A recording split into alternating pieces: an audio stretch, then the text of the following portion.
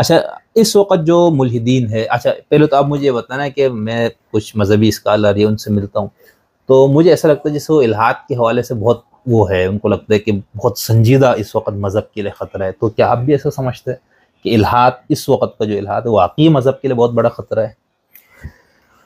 میں یہ سمجھتا ہوں کہ الحاد مذہب کے لیے، مذہب کے وجود کے لیے خطرہ نہیں ہے، مذہب کے نفاذ کے لیے بہت بڑا خطرہ ہے۔ اچھا، یعنی مذہب، اگر آپ نماز، روزہ، حج، زکوٰۃ اور اپنی ایک جو پرسنل لائف کے اندر جتنا آپ مذہب کو پریکٹس کرتے ہیں اس کی اگر آپ بات کریں تو وہ الحاد اس کے لیے آپ خطرہ نہیں ہے۔ لیکن جب آپ یہ بات کرتے ہیں کہ ہمیں اخلاقیات اپنے مذہب سے طے کرنی ہے، ہمیں جو ہے اپنا معاشی نظام یعنی سود کا معاملہ ہے یا اس طرح کے اور جو ایشوز ہیں، یا ہمیں سوشل ایشوز ہیں، جینڈر رولز ہیں، ہمیں یا ہمیں رائٹس ہیں، یعنی جو ہمارے جو سویلائزیشن یعنی تہذیبی جو معاملات ہیں اس کے اصول بھی ہمیں مذہب سے اخذ کرنے ہیں، تو یہاں پر الحاد ایک بہت بڑا آپ کے لیے خطرہ ہے۔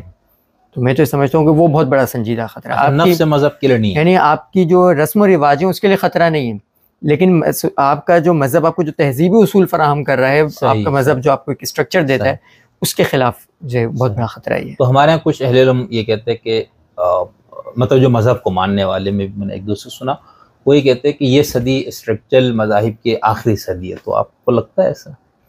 ہاں ایسا لگتا ہے۔ میرا خیال ہے کہ تمام مذاہب، خاص طور پر ہم تو اسلام کی بات کریں کہ تمام مذاہب کو اپنے آپ کو ریکنسٹرکٹ کرنے کی ضرورت ہے۔ اچھا، ریکنسٹرکٹ جب ہم خاص طور پر اسلام کی بات کرتے ہیں تو اس کا مطلب یہ نہیں ہوتا کہ ہم نئے نئے عقائد کو متعارف کروائیں، یعنی ہم کہیں کہ نہیں توحید نہیں ہوگی، آج سے یہ تصور ہوگا، ہم اس کی بات نہیں کر رہے ہیں۔ وہی ہم بات کر رہے ہیں جو علامہ اقبال نے کہی تھی، ہم کہہ رہے ہیں کہ آپ اپنے مذہب کو جو براہ راست اس کے سورسز ہیں وہاں سے پہلے پڑھیں، اور علمی ہماری جو روایات رہی ہیں 1400 سال کی اس کو بھی سامنے رکھیں، لیکن اس کی کنسٹرکشن نہیں ہونی چاہیے۔ تو یہ واقعتاً ضروری ہے۔ اگر یہ نہیں کی تو وہی حال ہوگا ہمارا جو حضرت عیسیٰ علیہ السلام کے زمانے میں بنی اسرائیل کا ہوا تھا۔ اس وقت جو اسلام ہمارے ہاں فالو کیا جاتا ہے وہ ویسا ہی اسلام ہے جس کو آپ نے اسٹرکچرلزم کا نام دیا، تو وہی اسلام ہے۔ حدیث میں آتا ہے، مختلف روایات میں آتا ہے، جس کا مفہوم یہ ہے کہ یہ امت جو ہے بنی اسرائیل کی ایسے پیروی کرے گی جیسے ایک جوتا دوسرے جوتے کے مشابہ ہوتا ہے۔ تو میں تو وہی دیکھ رہا ہوں یہاں پر۔ تو آج کے زمانے میں ہم تو یہی دیکھ رہے ہیں کہ مذہب کا جو ظاہری اسٹرکچر ہے آپ نے اس کو ہی مذہب بنا دیا ہے۔ اس زمانے میں بنی اسرائیل نے بھی کیا تھا، آپ تاریخ اٹھا کر دیکھیں، کیا اس زمانے میں یہودی مشرک تھے؟ حضرت عیسیٰ علیہ السلام کے زمانے میں یہودی مشرک نہیں تھے۔ حضرت عیسیٰ علیہ السلام کے زمانے میں یہودی نمازیں بھی پڑھتے تھے، زکوٰۃ بھی دے رہے ہوتے تھے، سارے کام کر رہے تھے، توحید پرست بھی تھے، ظاہری اس سے بڑے سخت تھے۔ تو حضرت عیسیٰ علیہ السلام کا ہے نا انجیل کے اندر کہ تمہارے جبے تو لمبے لمبے ہیں، تم اونچی اونچی مسندوں پر بیٹھے ہوئے، لیکن تقویٰ نہیں ہے تمہارے دلوں کے اندر۔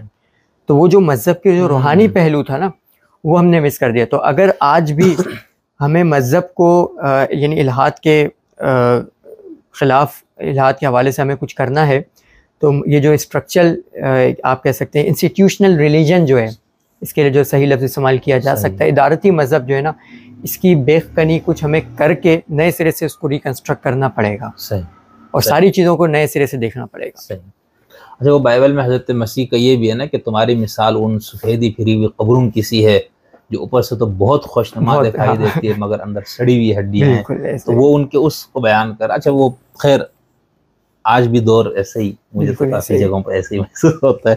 خیر، اچھا آپ یہ بتائیں کہ پھر جو لوگ علمی بنیاد پہ اگر ملحد ہو جائیں یا جو اس وقت لوگ ہوتے تو ان کو مذہب کی طرف لانے کے لیے کیا بنیادیں ہو سکتی ہے؟ یعنی کن بنیادوں پہ آپ ان سے مکالمہ کر کے ان کو دوبارہ مذہب کی طرف مائل کر سکتے ہیں؟ ہمیں ان کو یہ بتانا چاہیے کہ مذہب انسان کی زندگی میں کیا رول پلے کرتا ہے۔ میں نے اپنے جو پریکٹیکل جو ایکسپیرینس ہے اس میں نے یہ نہیں دیکھا کہ لاجیکلی کوئی شخص مذہب کو ماننا شروع کر دیتے ہیں جلدی۔